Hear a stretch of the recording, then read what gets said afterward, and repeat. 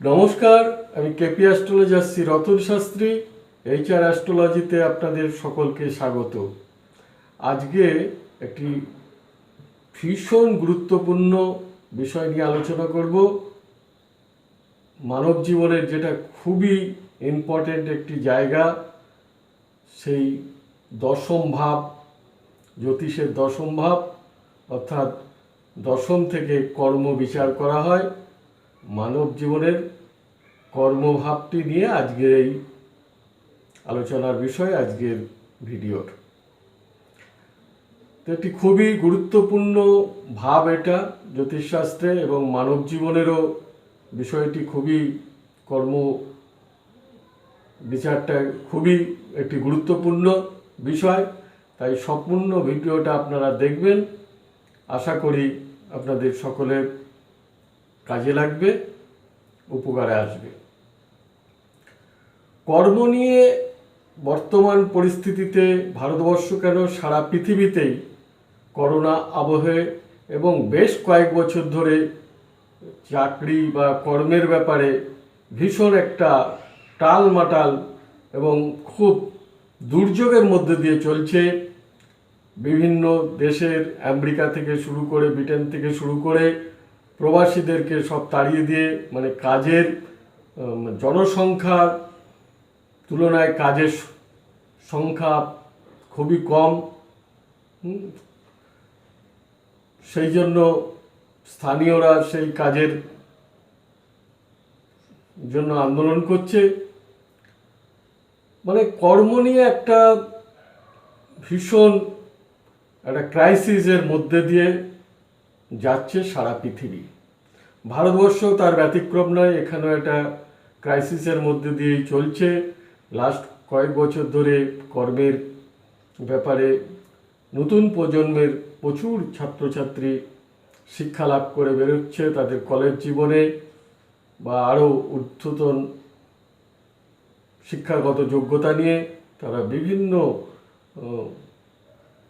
পেশায়, নিম্ন শ্রেণী পেশাতেও তাদেরকে যোগদান করতে হচ্ছে।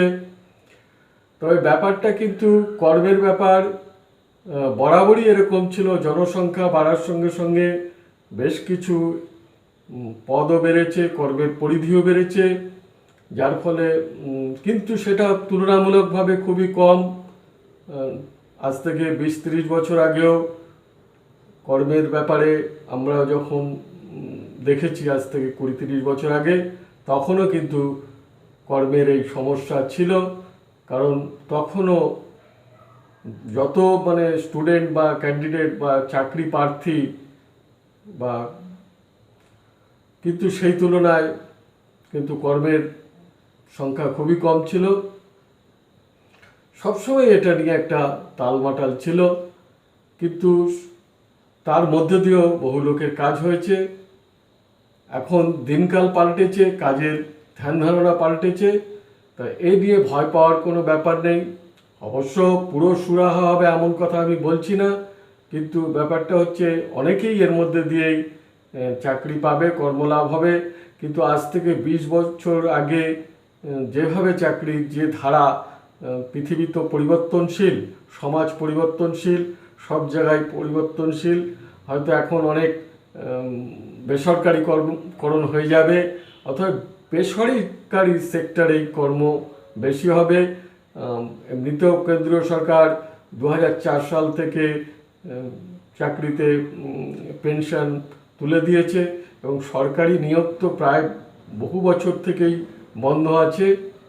সরকারি ক্ষেত্রে নিয়োগ খুব অল্প প্রয়োজন ভিত্তিক যে নিয়োগগুলো হচ্ছে, বা বেশিরভাগই হচ্ছে কন্ট্রাকচুয়াল চাকরি পাচ্ছে। কিন্তু আমি একটা কথাই বলবো যে চাকরি বা কর্ম মানুষ পাবে, কারণ একটা দেশ, একটা রাজ্য বা যে কোনো প্রতিষ্ঠান সব কিছু চলতে গেলে কিন্তু লোক কিন্তু লাগবে। লোক ছাড়া কিন্তু কোনোদিনই চলবে না। হয়তো তাদের চাকরির সুযোগ সুবিধাগুলো অনেকটা কমে যেতে পারে, বা কন্ট্রাকচুয়াল চাকরি হতে পারে, বা এই ধরনের বেসরকারি সংস্থায় চাকরি হতে পারে, সরকারি সুযোগ সুবিধা থেকে অনেকটা বঞ্চিত হতে পারে। কিন্তু চাকরি ছিল, আছে, থাকবে। হয়তো সেটা কখনো কমবে, কখনো বাড়বে। তো সেটা কখন কমবে, কখন বাড়বে, সেই নিয়েই আজকের আমার ভিডিও। বা কারা চাকরি পাবে বা কারা চাকরি পাবে না, সেই নিয়েই আজকের ভিডিও। সেই জন্য বলবো যে সম্পূর্ণ ভিডিওটা দেখবেন। আশা করি আপনাদের কিছু অজ্ঞাত কিছু জিনিস জানা যেগুলো নেই সেগুলো আপনারা জানতে পারবেন। আর এইচআর অ্যাস্ট্রোলজি মানে হচ্ছে হিউম্যান রিসোর্স অ্যাস্ট্রোলজি। জ্যোতিষ যে একটা মানব সম্পদ, পৃথিবীর বুকে যাই সৃষ্টি হয়েছে সবই মানব কল্যাণের জন্য তৈরি হয়েছে, কিন্তু প্রয়োগটা সঠিকভাবে সবাই করতে পারছে না। সেই জন্য হয়তো অনেকে বুঝতে পারছেন না। সেই জন্য বলবো যে আপনারা পুরো ভিডিওটা দেখুন। কর্ম বিচার করা হয় জ্যোতিষশাস্ত্রে দশম ভাব থেকে। লগ্ন সাপেক্ষে দশম ভাব হচ্ছে যে কোনো জাতক জাতিকার বা রাশিচক্রের দশম বিন্দু হচ্ছে সর্বোচ্চ বিন্দু। এই দশম ভাবকে মিড হেভেন বা মেরিডিয়ান কোয়েলি বলা হয়ে থাকে। অর্থাৎ নাম, যশ, খ্যাতি সমস্ত কিছুর সর্বোচ্চ বিন্দু হচ্ছে কর্মের মাধ্যমেই কিন্তু হয়। এটা গীতাতেও বলা হয়েছে যে মানুষ ক্ষণকাল কর্ম ছাড়া থাকতে পারে না। সেই কর্মটা দৈহিক হতে পারে, মানসিক হতে পারে, যাই হোক সেটা অন্য বিষয়। কিন্তু কর্মের দ্বারাই মানুষ প্রতিষ্ঠা লাভ করে, এটাই গীতায় বলা হয়েছে। সিদ্ধি লাভ করে মানে মানুষ তার ক্রিয়াকর্মের দ্বারাই তার প্রতিষ্ঠা লাভ করে, তাছাড়া হচ্ছে তার জীবিকা নির্বাহ হবে না। কর্ম না করলে পরে অর্থ উপার্জন হবে না, আর অর্থ উপার্জন না হলে পরে সংসার বা নিজেরও জীবিকা কিন্তু চলবে না, হবে না, জীবন ধারণ করতে পারবে না। এই কথাটাও গীতাতে বলা আছে। এটা বাস্তব কথা, এটা আমরা সকলেই জানি। অর্থাৎ কর্ম একটা বিশাল ব্যাপ্তি, বিশাল জায়গা। সেই কর্মভাব নিয়ে বিচার করছি আমি আজকে। কর্মের কাদের হবে, কাদের কর্ম হবে না এবং কি ধরনের কর্মলাভ হবে, সেই সব নিয়ে আজকের আমাদের বিচারের আলোচনা বিষয়। কর্ম বিচার করা হয় দশম ভাবের থেকে। কর্ম ছাড়া হচ্ছে ঊর্ধ্বতন কর্তৃপক্ষ, নাম, যশ, খ্যাতি, রাজনৈতিক লিডার ইত্যাদি, মানে বহুমুখী প্রতিভার সমস্ত কিছু বিষয় কিন্তু এই দশম ভাবে হচ্ছে সর্বোচ্চ বিন্দু বা মধ্য গগন বা মধ্য আকাশ বলা হয়, যেখানে সমস্ত কিছু বিকাশ ঘটার যে জায়গা, সেটাই সর্বোচ্চ বিন্দু। মানব জীবনের সর্বোচ্চ বিন্দু হচ্ছে দশম ভাব। এই দশম ভাবের কারক গ্রহ হচ্ছে শনি। এর আগের আমার ভিডিওতে বলা হয়েছিল যে শনি যদি খারাপ থাকে তাহলে কিন্তু সেই সব জাতক জাতিকার যতই দশমে ভালো গ্রহ থাকুক না কেন বা দশম ভাবটি অন্য কোনোভাবে শুভ হলেও কিন্তু শনি পীড়িত হলে পরে কিন্তু সেই জাতক বা জাতিকা সঠিক ঈপ্সিত কর্মলাভ করতে পারবে না বা তার প্রকাশ বা বিকাশ জায়গায় সে পৌঁছতে পারবে না। শনিটা আমাদের দেশে, ভারতবর্ষের বেশিরভাগ মানুষেরই খারাপ বা পীড়িত। সেই ব্যাপারেও আমি কিছু প্রতিকারের কথা বলেছিলাম। যাই হোক, এখন আসছি হচ্ছে যে কর্মের যে আগামী কয়েক বছর কীরকম যাবে সেই ব্যাপারটা নিয়েই সারা দেশ বা সারা পৃথিবীর মানুষ চিন্তিত। মহারাশিতে বা ন্যাচারাল জোডিয়াকে বা মূল রাশিচক্রের কর্মের অধিপতি গ্রহ হচ্ছে শনি। সেই অর্থাৎ মকর রাশি অধিপতি হচ্ছে, মকর রাশিটি হচ্ছে দশম ঘর মহারাশির। সেই দশম ঘরের অধিপতি লাস্ট কয়েক মাস যাবৎ ওখানে অবস্থান করছে। এখানে শনি মকর রাশিতে 2.5 বছর অবস্থান করবে। এই 2.5 বছর অবস্থানকালে ভারতবর্ষ তথা পৃথিবীতে কর্মের সংস্থান তৈরি হলে পরেও আশা অনুরূপ কর্মসংস্থান হবে না এবং তারা সঠিক তাদের কর্মের রেমুনারেশন বা উপার্জন ঠিক মনোমতো বা ঈপ্সিত মানের হবে না। কারণ শনি জ্যোতিষে একটি কথা বলা আছে, কারকপতি যদি কারক স্থানে থাকে, অর্থাৎ দশমপতি শনি কর্মকারক গ্রহ, শনিকে কর্মকারক গ্রহ বলা হয়। সেই কর্মকারক গ্রহ যদি দশম ভাব আর দশম থেকে কর্মবিচার করা হয়, সেই জন্য শনি যেহেতু দশমভাবে এই 2-2.5 বছর থাকবে, এই সময় কিন্তু কর্মের ব্যাপারে কিছুটা হতাশা থাকবে। তবে তার মধ্যেও কিন্তু কর্ম হবে, যেহেতু দশমপতি তার নিজের ঘরেতে ন্যাচারাল জোডিয়াকের কুম্ভ রাশির অধিপতি শনি, সেই শনি কুম্ভ রাশিতে আছে। এখানে 3টে নক্ষত্রের মধ্যে দিয়ে শনি পাস করবে, অতিক্রম করবে। একটি হচ্ছে পূর্বাষাঢ়া রবির নক্ষত্র, শ্রবণা 22 নম্বর নক্ষত্র, এটা হচ্ছে চন্দ্রের নক্ষত্র, আর হচ্ছে ধনিষ্ঠা 23 নম্বর নক্ষত্র, অর্থাৎ মঙ্গলের নক্ষত্রে। ট্রানজিটে যখন যখন রবি, চন্দ্র এবং মঙ্গল 6-8-12 মধ্যে, বিশেষত 8-12 মধ্য দিয়ে যখন যাবে, তখন কাজের পরিমাণ খুব একটু স্লথ হয়ে যাবে। কিন্তু প্রকৃতপক্ষে কিন্তু চন্দ্র এবং মঙ্গলের নক্ষত্রে যখন থাকবে, তখন রবির নক্ষত্রে এখন আছে, সেখান থেকে কিন্তু একটুও হলে বেটার হবে কর্মের ব্যাপারটা। কিন্তু এই 2-2.5 বছরের পরে এই শনি যখন একাদশ স্থানে যাবে, তখন কিন্তু সারা পৃথিবী তথা ভারতবর্ষেরও কর্মের অনেকটাই উন্নতি হবে। সরকারি চাকরির কথা এখন না বলাই ভালো, কারণ সরকারি চাকরি সরকার তার সংস্থা সমস্ত কিছু বেসরকারিকরণের দিকে চলে যাচ্ছে, সেই জন্য সরকারি চাকরি খুবই কম হবে। তবে কর্ম হবে, এটা আপনারা আশা রাখতে পারেন। এবার আসি দ্বিতীয় টপিকসে, কর্মের ব্যাপারে।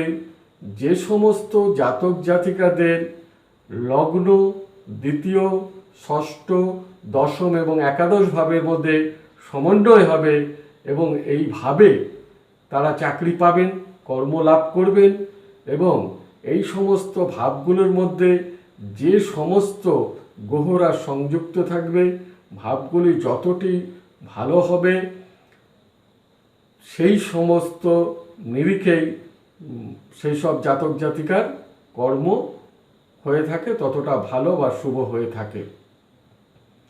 দশম ভাবটি হচ্ছে একটি কেন্দ্রস্থান, তো পাশাপাশি এটা একটা উপচয় স্থান, যার ফলে দশম ভাব ভীষণ গুরুত্বপূর্ণ। লগ্ন, চতুর্থ, সপ্তম, দশম, এই হচ্ছে 4টি হচ্ছে কেন্দ্রস্থান। এই কেন্দ্রস্থানের মধ্যে দশম স্থান, যে কোনো স্থান যতটা দূরে যাবে, সেটা বলবান বা বলশালী হবে। এখানে লগ্ন থেকে চতুর্থ কেন্দ্রস্থান বেশি বলশালী, চতুর্থ থেকে সপ্তম বেশি বলশালী, এবং দশম ভাব সর্বোচ্চ বিন্দু, সর্বোচ্চ বলশালী কেন্দ্রস্থান।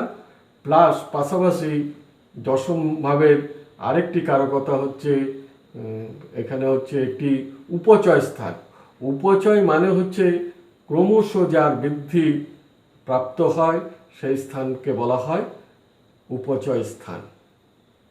অতএব দশম থেকে ক্রমশ বৃদ্ধি বিকাশ ঘটে, সেই জন্য দশম হচ্ছে উপচয় স্থান।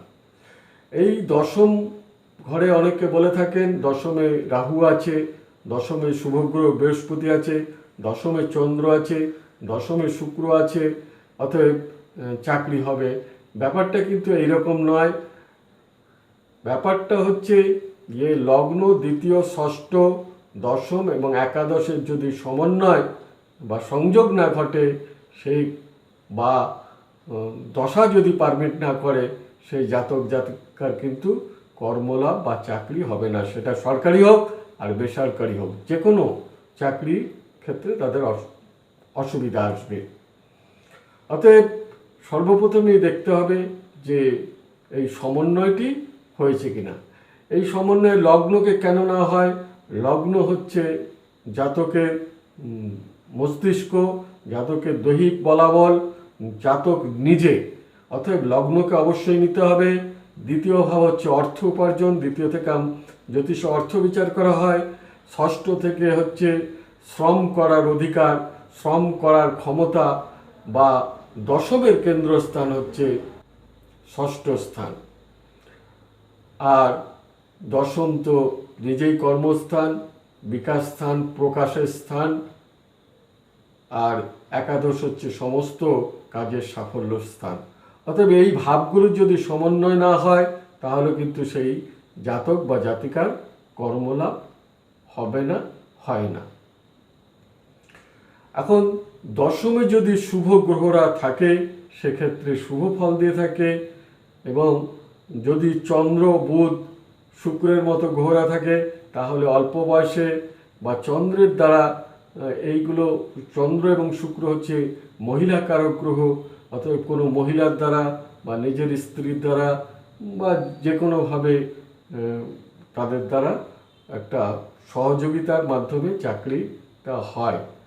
আর মঙ্গল যদি দশমে থাকে, মঙ্গল হচ্ছে দশমে দিগ্বল প্রাপ্ত হয়। অর্থাৎ আপনাদের এর আগের ভিডিওতে বলা আছে যে দশম স্থানে মকরে হচ্ছে মঙ্গল হচ্ছে তুঙ্গস্থ।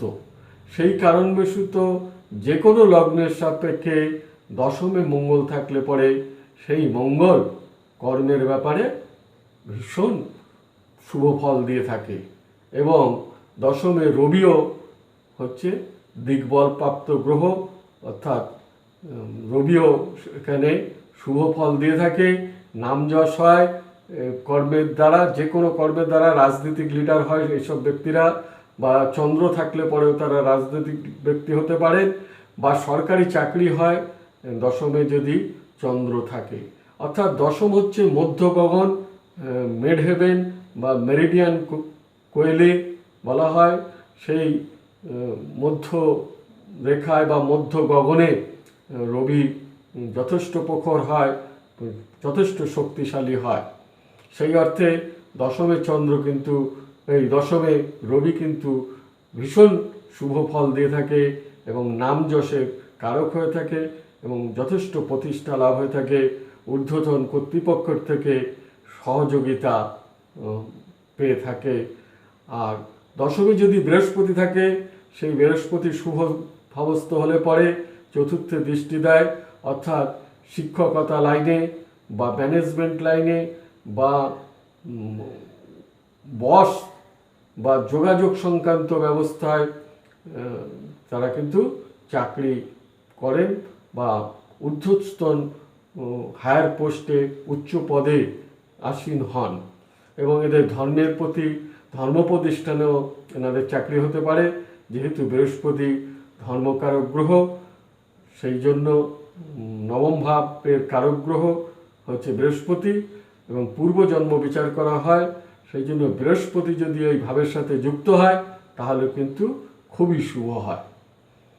আর রাহু যদি শুভভাবস্থ অবস্থায় থাকে, তাহলে কর্মের স্থানে কখনো কখনো নাম যশ হবে, আবার মাঝে মাঝে ঝামেলা ঝঞ্ঝাট, বদনাম, অপযশ, এবং যদি অশুভভাবে থাকে তাহলে হচ্ছে দুর্নাম, অপযশ এবং একাধিকবার চাকরি চলে যাওয়া বা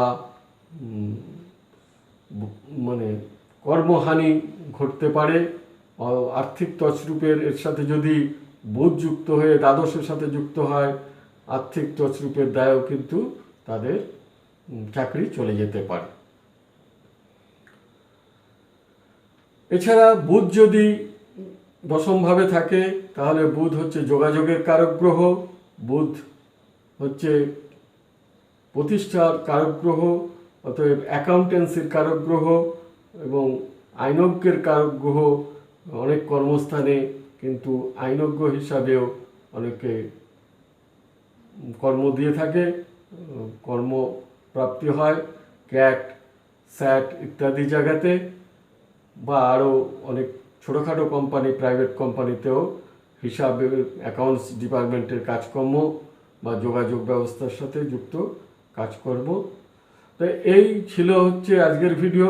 কারণ এই মানে 8-10টা আমি এর আগেও বলেছি, যে কোনো বিষয় মানে বিচার করতে গেলে পরে, বলতে গেলে পরে, তাহলে কিন্তু 8-10টা ভিডিও করলে তবে কিছুটা বলা সম্ভব। কারণ জ্যোতিষ এক বিশাল শাস্ত্র, সেটা খুব সংক্ষেপে 15-20-25 মিনিট, আধ ঘন্টা ভিডিওতে কিন্তু বলা সম্ভব নয়। যাই হোক, আমাদের দ্বিতীয় পর্যায়ের আলোচনা হলো। এবার আসবো আমাদের তৃতীয় পর্যায়ে, অর্থাৎ একটি রাশিচক্রের সাহায্যে আপনাদের বিষয়টিকে কিছুটা বুঝিয়ে দিচ্ছি। যারা জানেন তারাও বুঝতে পারবেন, যারা অল্প জানেন আমি এমনভাবে বলবো যে তারা বুঝতে পারবেন। এই জাতকে লগ্ন হচ্ছে মকর লগ্ন, লগ্নে বসে আছে রবি, বুধ এবং রাহু। দ্বিতীয় বসে আছে মঙ্গল, দ্বিতীয় মঙ্গল বসে আছে, তৃতীয় শুক্র বসে আছে এবং চতুর্থে বৃহস্পতি বসে আছে শুক্রের নক্ষত্রে। ষষ্ঠে মিথুন রাশিতে চন্দ্র আদ্রা নক্ষত্রে, রাহুর নক্ষত্রে, এবং সপ্তমে কেতু অশ্লেষা 9 নম্বর নক্ষত্রে। অষ্টমে কোনো গ্রহ নেই, নবমে কোনো গ্রহ নেই। দশমে শনি বসে আছে 14 নম্বর অর্থাৎ চিত্রা নক্ষত্রে, মঙ্গলের নক্ষত্রে। একাদশের গ্রহ নেই, দ্বাদশের কোনো গ্রহ নেই। এখানে দেখুন লগ্নপতি মকর লগ্ন, লগ্নপতি এবং দ্বিতীয়পতি তুলাতে তুঙ্গস্থ অবস্থায় বসে আছে শনি মহারাজ। শনি মহারাজ 14 নম্বর নক্ষত্রে, মঙ্গলের নক্ষত্রে বসে আছে। তাহলে স্বাভাবিকভাবেই এখানে একটি শুভ যোগ তৈরি হলো। এখানে আরেকটি কথা বলবো যে যোগ ষষ্ঠের সাথে হয়েছে কিনা, লগ্ন দ্বিতীয়, ষষ্ঠ, দশম, একাদশের হয়েছে কিনা সেটা দেখতে হবে। তবে একটা ছোট্ট ব্যাপার, এটা আপনারা নিশ্চিন্ত থাকতে পারেন যে লগ্নপতি যদি দশমে থাকে এবং দশমপতি যদি লগ্নে থাকে, তাহলে কিন্তু সেই জাতক জাতিকার কর্ম হবে। এটা আপনারা একদম নির্দ্বিধায় ধরে রাখতে পারেন, বলে দিতে পারেন, আপনারা জেনে রাখুন। কিন্তু যদি তার সাথে এই যে সম্পর্কগুলো কথা বললাম, সেই সম্পর্কগুলো যদি হয়, তাহলে কিন্তু তার চাকরিটা খুবই ভালো হবে। এবং দ্বাদশ ভাব যদি না আসে, সঙ্গে যুক্ত না হয় অষ্টম দ্বাদশ, তাহলে কিন্তু সেই জাতক বা জাতিকার কর্মের ব্যাপারটা খুবই শুভাশ্রয়ী হয়। তো এখানে দেখুন কত শুভাশ্রয়ী হয়েছে। কারক লগ্নপতি দ্বিতীয়পতি শনি দশমে তুঙ্গস্থ অবস্থায় রয়েছে। দশমপতি শুক্র সে তুঙ্গস্থ অবস্থায় মীন রাশিতে বৃহস্পতির নক্ষত্রে রয়েছে। এবং লগ্ন দ্বিতীয়পতি শনি, এবং এখানে রাহু বসে আছে যে চন্দ্রের নক্ষত্রে 22 নম্বরে, চন্দ্র 6 নম্বর রাহুর নক্ষত্রে, এবং বুধও বসে রয়েছে, ষষ্ঠপতি বুধও রয়েছে, এবং শনি এখানে বসে আছে হচ্ছে দশমে, অর্থাৎ দশম একাদশপতি মঙ্গলের নক্ষত্রে রয়েছে, এবং এখানে বুধ হচ্ছে সপ্তমের সাথে কানেক্ট করেছে, এবং শনিও দশম দৃষ্টিতে কেতুকে দেখছে। তাহলে এখানে লগ্ন দ্বিতীয়, ষষ্ঠ, দশম, একাদশের কিন্তু কানেকশন বা সংযোগ হয়েছে। কিন্তু এই জাতক একাধিকবার চাকরি ধরেছে এবং ছেড়েছে। কেন ধরেছে বা ছেড়েছে সেই বিষয়টা এবার আসছি। মকর লগ্নের ক্ষেত্রে বৃহস্পতি হচ্ছে একটি অশুভ গ্রহ, তৃতীয়পতি এবং দ্বাদশপতি। মকর লগ্নের বৃহস্পতি হচ্ছে তৃতীয়পতি, দ্বাদশপতি। সেই বৃহস্পতি চতুর্থভাবে বসে থেকে সরাসরি সমসপ্তম দৃষ্টিতে বিনিময় করেছে। বৃহস্পতি শনিকে দৃষ্টি দিচ্ছে, শনি বৃহস্পতিকে দৃষ্টি দিচ্ছে। ফলে এই শুভত্ব সম্পূর্ণভাবে নষ্ট হয়ে গেল। জাতক একাধিকবার চাকরি ধরেছেন, ছেড়েছেন এবং ওনার শিক্ষাগত যোগ্যতা, জ্ঞান প্রচুর অত্যাধিক থাকা সত্ত্বেও কিন্তু উনি সঠিক ওনার মন মতো বা ওনার যে যোগ্যতা অনুযায়ী উনি কিন্তু কর্মলাভ করতে পারেননি। আর এখানে শুক্র, দশমপতি শুক্র, সে তৃতীয় তুঙ্গস্থ থেকেছে, কিন্তু বৃহস্পতির নক্ষত্রে রয়েছে। ফলে দ্বাদশের সাথে কানেক্ট করে গেল এবং কারকপতি যে কথাটা প্রথমে বলেছিলাম সেটাও এখানে প্রতিফলন ঘটেছে। যেটা মহারাশির ক্ষেত্রে বলেছিলাম, ভারতবর্ষের কর্মের ব্যাপারে হতাশা, পৃথিবীর কর্মের ব্যাপারে হতাশা যাবে হচ্ছে আগামী 2-2.5 বছর, শনি যতক্ষণ মকরে থাকবে।